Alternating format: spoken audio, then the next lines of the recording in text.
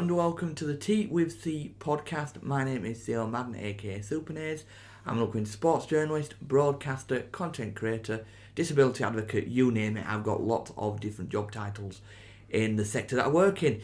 Welcome to this very, very special episode. I'm joined today by a very, very special guest who has been part of the podcast really since day one. He always follows on Facebook, shares, likes, you name it. And today we're here with my grandad, Trev, to talk about mental health, living with a diagnosis of cancer, how fishing has helped him to stay positive and to stay active, as well as having family and friends around him as well. And we're also going to touch on the sport we all love, a little bit of football as well later on.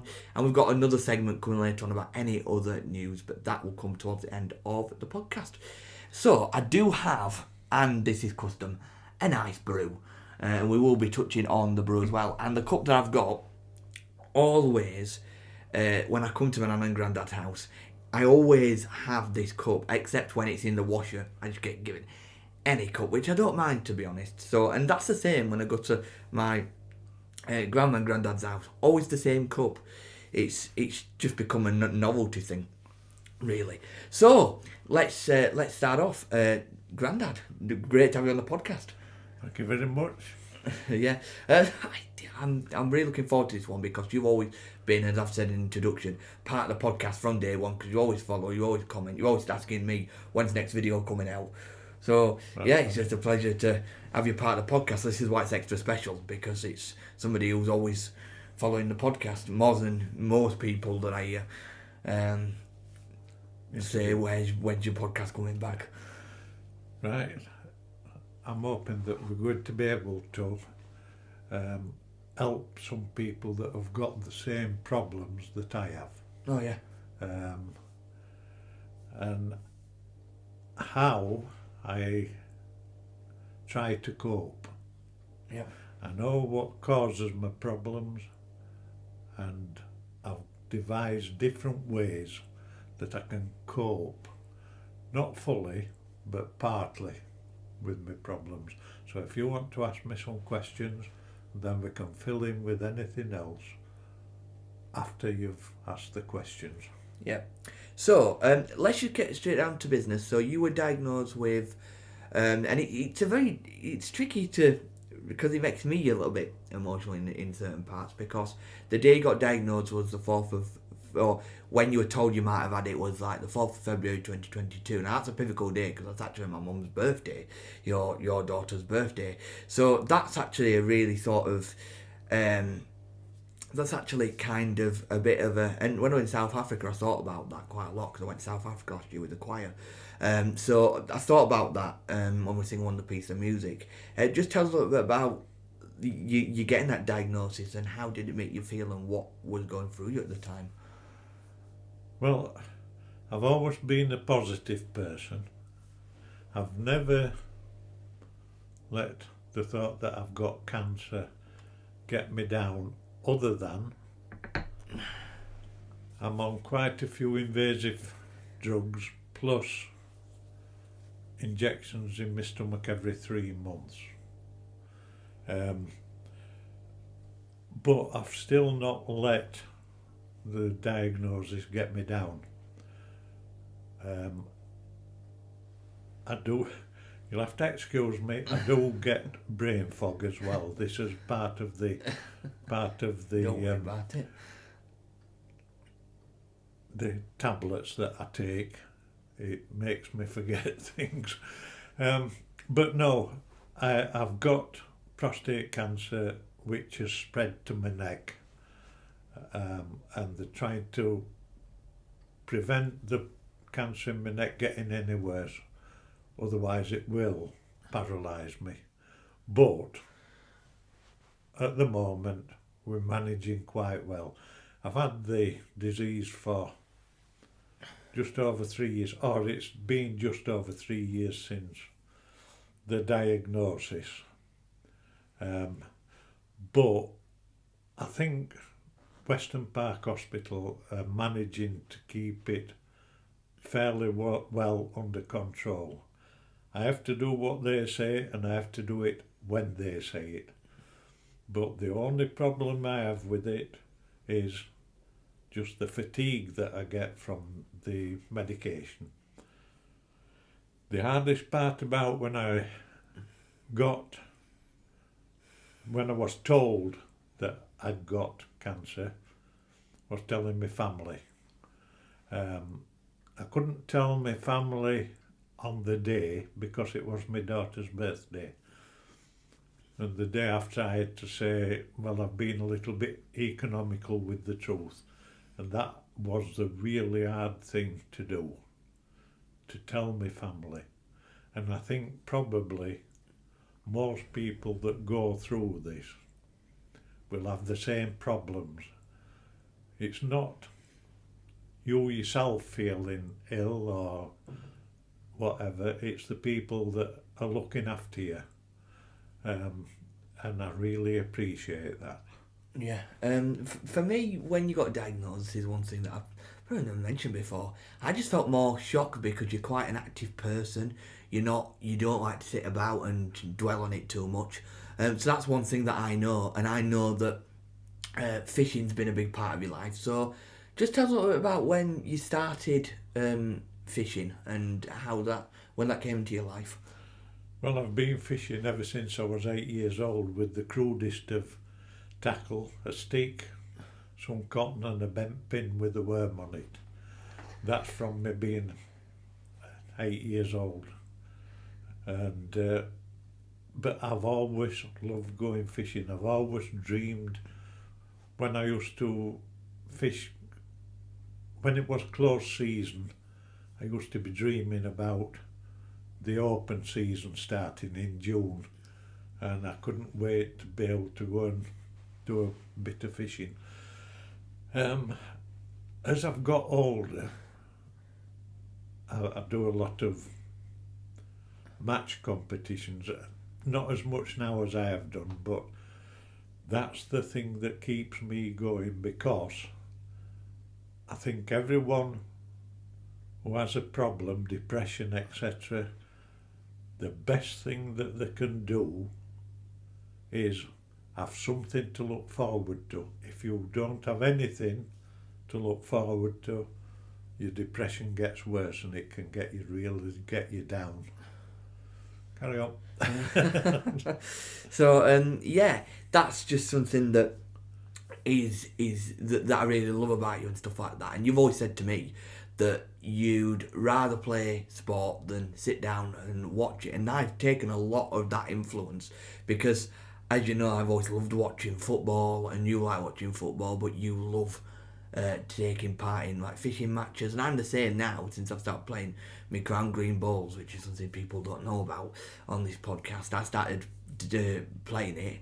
I've started reporting on it recently and gone, I'm enjoying reporting on it, but I'm not really enjoyed as much watching it. I'd rather be out there playing it. So I've got the same emotion about when you say, look, I can't wait for the open season to start. And I'm the same with can't wait for when it gets to April, May time. And I did learn some facts on that. Start playing it a bit later than when the season actually starts.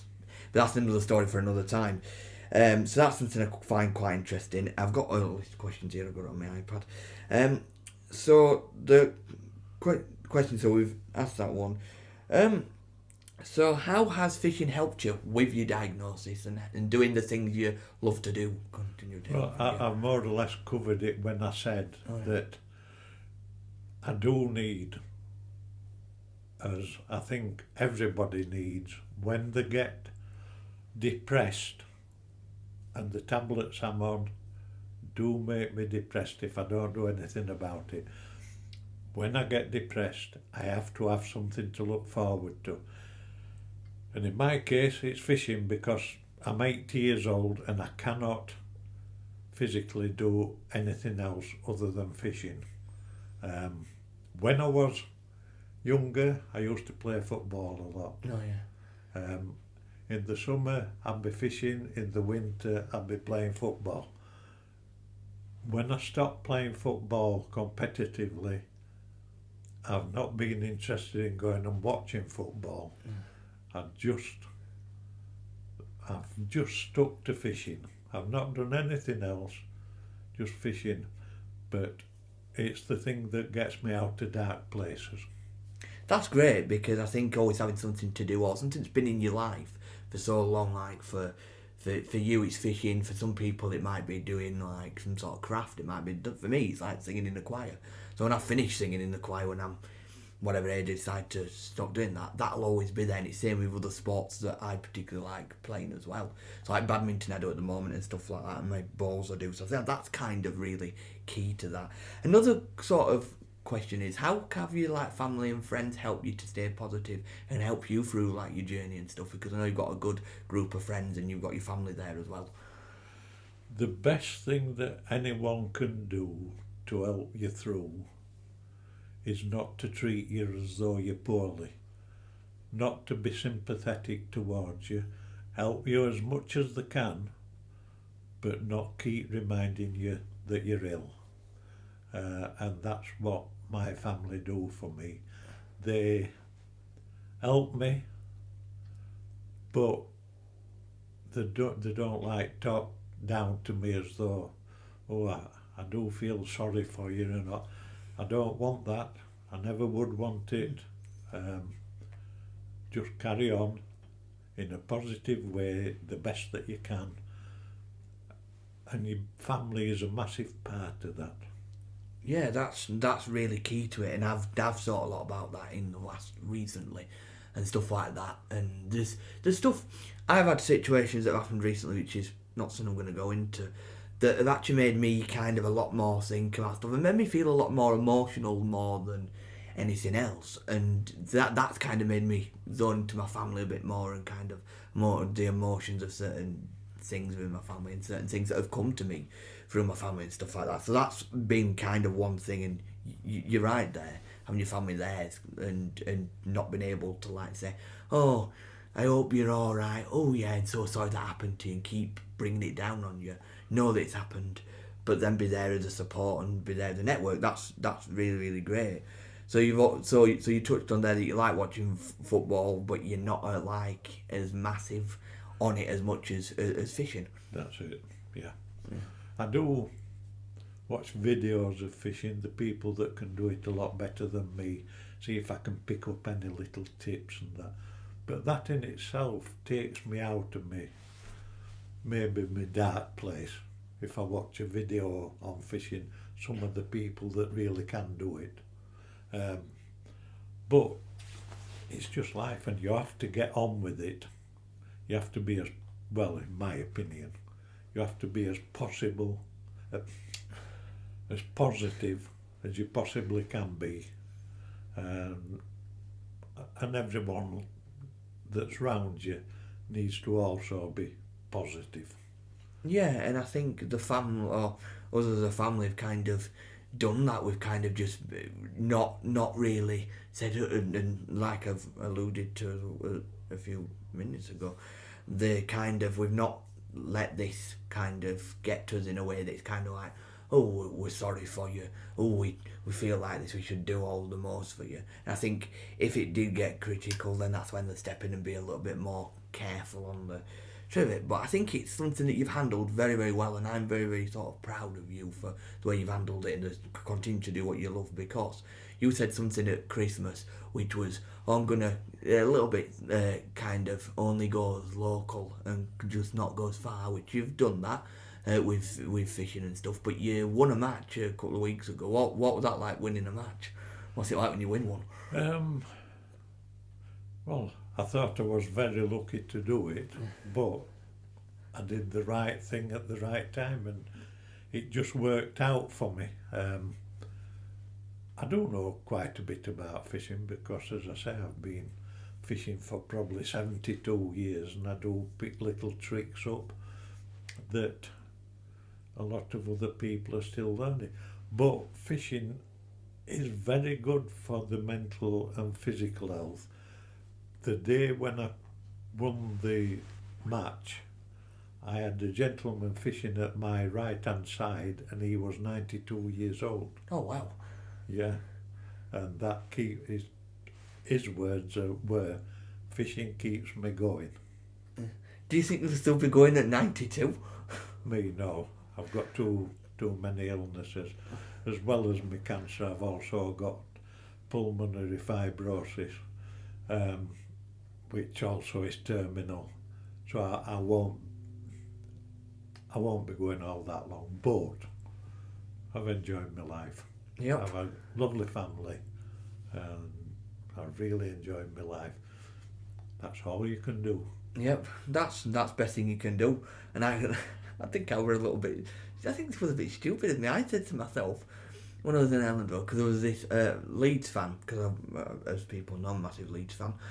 I should say supporter, because my dad doesn't like the word fan, so we both use supporter. Yeah.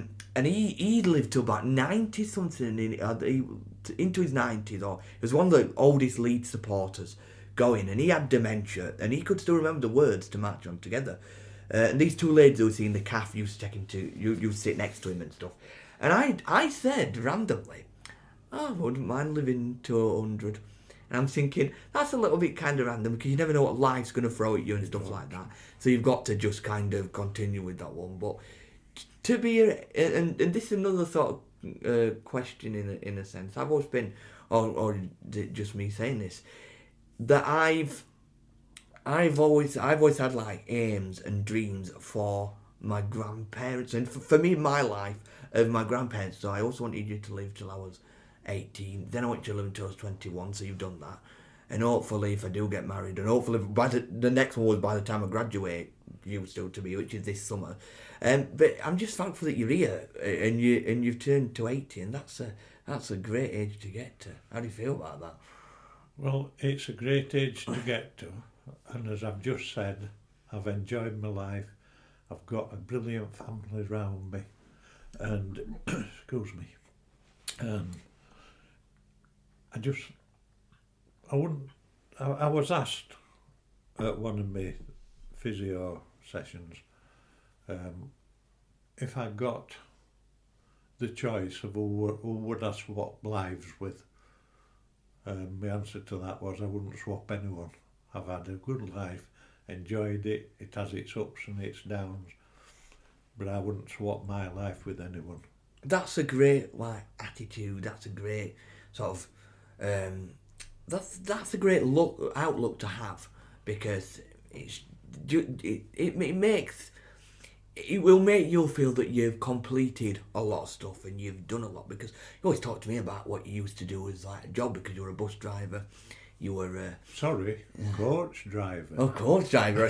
I should say that, coach driver, not bus driver. You had like your own taxi firm. You've done so much. You worked on a farm, you've told me as well. That's when I first left school. Yeah. I've done a lot of things, and I've tried to learn from each job that I've done, and I've just enjoyed life from day one to when they draw the curtains. Yep. But I said about fishing, it's something I look forward to doing. But anyone that likes any sport or anything that they can look forward to doing, that's what they should do. Always have something to look forward to. Never think, oh, I wish I'd done that. Have something to look forward to and do it, because you don't get a second chance. Yep, that's correct. That's something that I think a lot of people will take away from this. People who got diagnosed who are sitting there now wondering, what am I going to do in tomorrow when I've got nothing to do and things like that. So that's why I always think starting at a young age, and as you've done with fishing, and as you've done with many things, starting at a young age, because you like as well to, other things you like to do is you like to get in the garden when you can in the nice weather like it is today. Yeah. You like to watch the choir, Barnsley Youth Choir, which me and Rosa are members of. You always jump on for tickets and stuff, so you never miss a concert for that. So those are other things that you like to do. Just tell us a little bit about kind of the other things you like to do, like I might have just alluded to. Yeah, well, I used to be a chorister myself as a younger person, and I've enjoyed singing in some brilliant places, and now I can't do any choir singing because I've got this pulmonary fibrosis and it makes me very short of breath, and I just can't do it, and that's the reason I do whatever I can and think positively and just get on with it. Yeah, so you tell me loads of stories about singing as well and being in choirs and stuff like that, and that's probably where I take it from as well, just singing in a choir, and I enjoy that, and I think it's something that, and as well, they always talk about mental health, singing's good for your mental health as well, yes. And being able to do that, because if you look at the famous singer now, Tony Christie, who's from this part of the world, from South Yorkshire. Conisbrough. Yeah, he's from Conisbrough. I don't think he lives around here anymore, No. but he got diagnosed with an illness. He got diagnosed with dementia. That's a bit different, but he continued to sing and stuff like that, and he continued to do what he loves to do. So that's always something, a celebrity doing something they love to do, and obviously he's still going today. I saw something on him, I think, only last week or something, when he was doing some stuff again. And I'm thinking, wow, he's managed to keep positive, now he's managed to keep and try to do that. And you're, again, this is what we're doing from this, spreading awareness. Yeah. So that's something that's... I think music helps a lot of people who have dementia or Alzheimer's or anything like that. Yeah. I think music is a big part in helping these people. Oh, yeah. I've not got dementia, I've got enough wrong with me as it is. But, so I can't say too much about dementia. I can only really say what's wrong with me, but just be as positive as you can. Yeah. With people with dementia, I think music is a big thing to help them. It can't cure it, but it helps. Yeah, and it's the same, like, touching on what you're diagnosed, it helps you as well, because still even listening to music today and your favourite songs can still be a big bonus. And even if you can't put, like as you said, you're not as good with singing anymore, but you can sing in your own house to tune that might be on like radio or on like your favourite piece of music, that can still be quite a positive thing. It is, yes. But there's nothing quite like hearing my two grandchildren. Oh yeah. Yeah, I just enjoy singing, so that's why I do it. And things like that, and I'm never going to become like a professional musician or anything like that, but I know that it's always been there, because I think it comes from my mum as well. So it runs through the family, really. Yeah. So it's always been there, and now she's a doctor, so maybe that's another interview to... Doctor of Music. Yeah, Doctor of Music, Dr. Helen Madden, and that's on my phone actually. I have it on my phone, I have Mum, Dr. Helen Madden on my phone. Yeah. So that's kind of something really nice to be proud of. Yeah, something that I am really proud of. And I had that on before she actually got the confirmation, because she told me, oh, I've completed it all, it's all gone in. Right, changed to doctor, and then she got the actual full confirmation, and we did then celebrated. In other news, so moving on to the other news segment, the folk singer from Barnsley, well-known folk singer, famous folk singer, Kate Rusby, is releasing her first single for a brand new album called Let Her Light Shine on Friday, which is this coming Friday the 14th of March, featuring the world famous Barnsley Youth Choir, and it was a privilege to take part in. So stay tuned for that, and I know lots of other things that are going on behind the scenes as well. We've also got Barnsley Youth Choir's spring concert ticket sales went off yesterday, which was Saturday the 8th of March, International Women's Day. They went on general sale yesterday and were sold out for the Saturday night concert.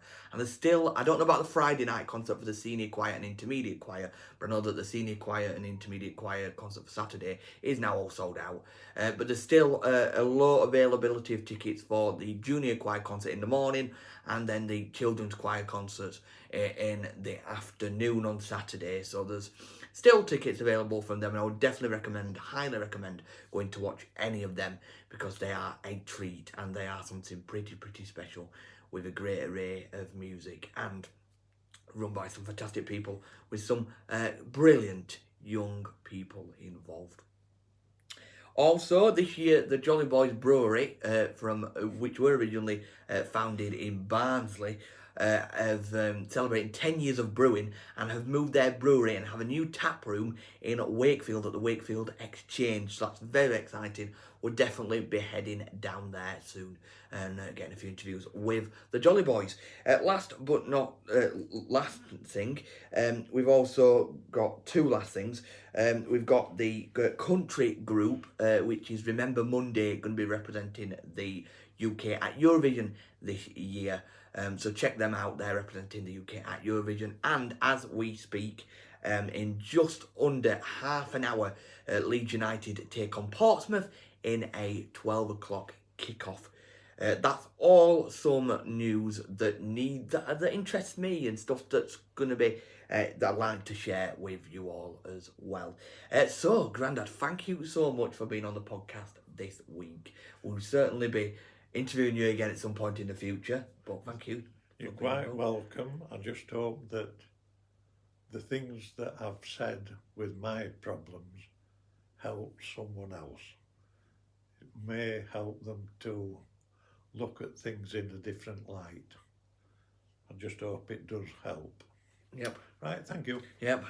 And there we go. We're now going to sup into me brew and I'll see you all later.